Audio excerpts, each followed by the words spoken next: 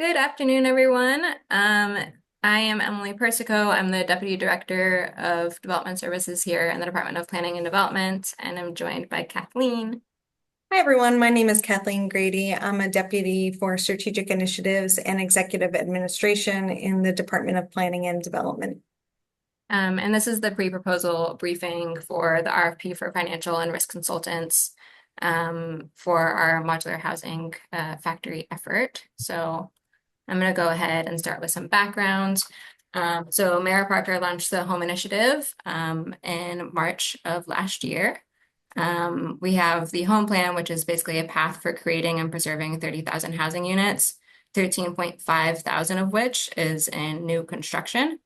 We also have the companion home optimization or home op report, which is focused on reducing the time tax, creating operational efficiencies, things like changing the zoning code to help smooth along development for housing, construction, and preservation. In this fiscal year budget, Mayor Parker included $10 million in capital costs to support the creation of Modular Housing Factory in the city of Philadelphia. This helps us to pursue our goal of expedited housing production and also our goal of creating construction jobs in the city.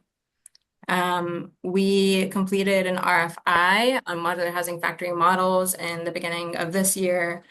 Since then, we've been conducting informational interviews. We toured a modular housing factory and we've convened internal stakeholders. And so this RFP is part of our continued due diligence efforts. So just to go through the schedule. So this today is our pre-proposal meeting. Applicant questions will be due tomorrow by 5 p.m. Any questions that are asked as part of this session will also be collected to be posted along with those questions that are received via email on August 12th at 5 p.m. Proposals will be due about 2 weeks after on August 24th. And then during the month of September, we'll be looking at application interviews, presentations, and finally applicant selection by the end of September. We seek to have contract execution by October 30th with commencement of work on November 2nd. And just some of the goals of this work for the RFP. So we are seeking to understand the full city investment associated with potential governance and operational models, including any capital and or operating funding. We also seek to understand the mechanics for each governance models presented, along with associated opportunities, costs, and risks associated with each model. And finally, to understand the full scope of risk associated with each financial model presented through the full life cycle of the factory from construction through ongoing operations, including the risk, the value of risk, and potential risk management and mitigation opportunities. And so the milestones we're looking at, so again, kickoff November 2nd. We'll have a kickoff meeting in early November. In mid to late September, we're looking at conducting stakeholder interviews. By January 7th, we should have the first draft report as well as a briefing presentation. We'll go through some revisions February 1st, looking for a second draft report, another companion briefing. At this point, there should also be an executive summary that reflect edits by the city stakeholders for final review. And then February 16th, we're looking at that final written report, companion briefing deck, and the selected respondent should also be prepared to provide an oral presentation by that date. And then throughout the entire period, from the start to the finish, we'll also be having weekly progress updates. And with that, I'll pass it to Kathleen. Thanks, Emily. So I'm going to go through a broader understanding of what our scope of work is, starting with our service requirements. And so, as Emily mentioned, we will be looking for a status track or a progress report every other week over the course of the project. We are going to look for the selected applicant to attend and facilitate regular meetings that are associated with that. We will be expecting that the respondent will conduct interviews with DPD staff and relevant stakeholders. We will expect that stakeholders will review applicable city policies and processes that could impact the risk valuation of each model, including the public land conveyance process and associated timelines. We're looking for assistance in the assessment of the financial impact to the city, both for capital and operating, and both looking at short-term and long-term implications. Specifically, we're looking for the assessment to identify the types of financial inputs that will be needed from the city, understanding the value of the funding, the land value, and other inputs that would be required from the city. We are looking for a review of the governance and financial models that were put forth in the RFI responses that we received, and to assist us in identifying and evaluating the short and long-term risks to the city for each of those models. Next slide. We are looking for the completion of an assessment of market conditions in Philadelphia, projected private and public project demand for modular housing units sourced from a factory located within Philadelphia. And we would like a comparison of the demand projections to the unit guarantee thresholds that were identified or outlined in the RFI responses. And we're looking for a completed assessment of the certainty of the revenue stream. We're interested, as Emily mentioned before, in job creation. So we're looking for assistance in reviewing job creation estimates outlined in the RFI responses, and to complete an assessment of estimated job creations, both based on project demand for modular housing factory located in Philadelphia. We're looking for an assessment of other policy roles, tools, and levers that could be utilized by the city to promote the creation and long-term viability of a modular housing factory within the city. And we are looking for an independent assessment of the viability of a public-private partnership for a modular housing factory within the city, including a discussion of findings, emergent issues, and recommendations for the city's ideal role in a modular housing factory. As Emily mentioned in the scope and deliverables section, we are looking for the delivery of a written report, briefing deck, and oral presentation on or before February 16th of 2027. General requirements of what we're looking for. We're looking for folks that have experience in providing consulting services related to public-private partnerships, with demonstrated experience in quantifying, pricing, and allocating risks between public and private partners. We're looking for experience in financial modeling, including the development of a life cycle cost modeling system and evaluating long-term fiscal impacts of this potential project.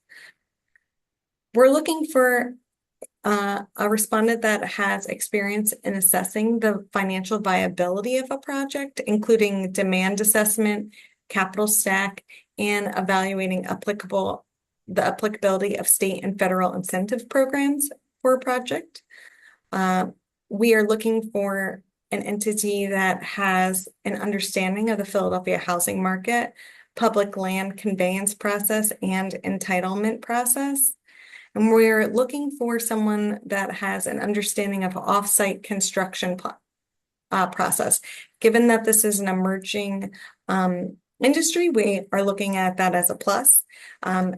We would like to avoid having folks that are involved in manufacturing, development, or construction of modular or traditional built housing.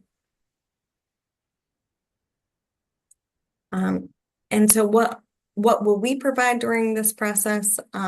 We will provide the selected applicant with the access to the RFI responses, notes from our informational interviews, and other relevant resources gathered over the course of our due diligence efforts. We will support in organizing follow-up interviews with relevant stakeholders as deemed appropriate, and we will review the draft and companion deck and provide comments and questions to the selected respondents in a timely fashion. This is going to be is outlined in detail with more detail in the RFP itself, but submissions of proposals are expected to have a table of content, introduction and executive summary, the completed applicant information sheet. We are looking for a proposed scope of work, specifically stating what services and materials you will provide to meet what we outlined in the service requirements. We are looking for specificity and plain language. This will help us in evaluating your proposals. Please include a proposed budget or cost proposal and a schedule for when the services and materials will be provided.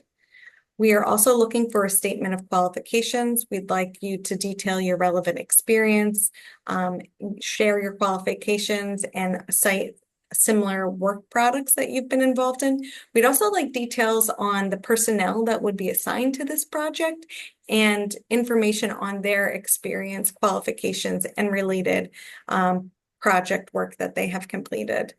We have asked for a minimum of 3 references. For proposed subcontractors, we are looking for a complete list of prospective subcontractors with whom you plan to work. Please include information on the scope of work that they will be completing and the percentage of total work that will be allocated to each sub. If you have any exceptions to the contract terms that are included in the appendix, please make sure you complete the requested exceptions to contract terms piece.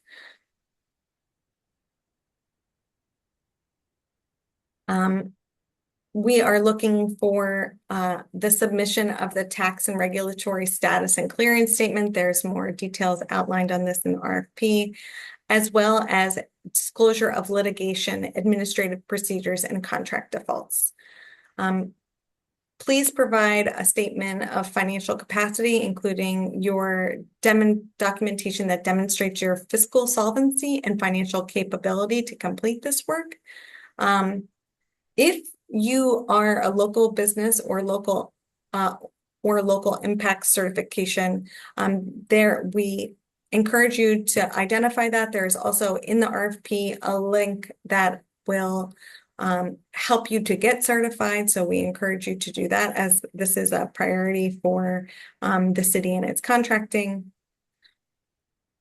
And finally, please complete the mandatory disclosures as required as part of your electronic application process and e-contract filling.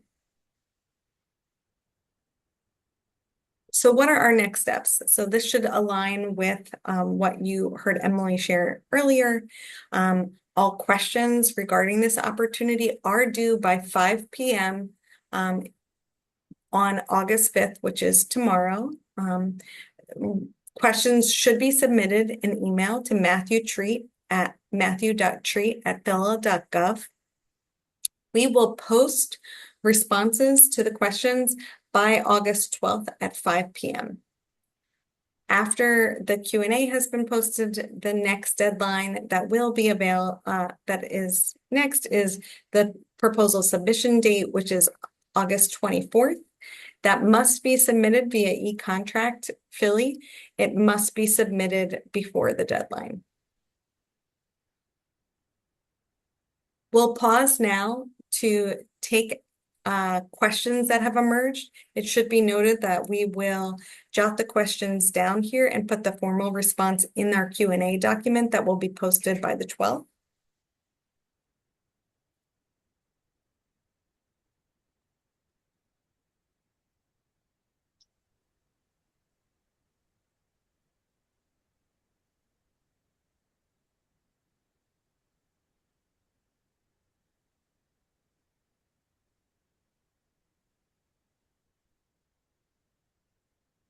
There appears to be no questions in the Q&A or any hands raised.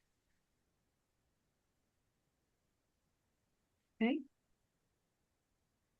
Well, with that, we thank you, and we are looking forward to your proposal submissions, and we'll answer any questions that you provide by August 5th on the deadline, August 12th. Thank you, everyone. Thank you.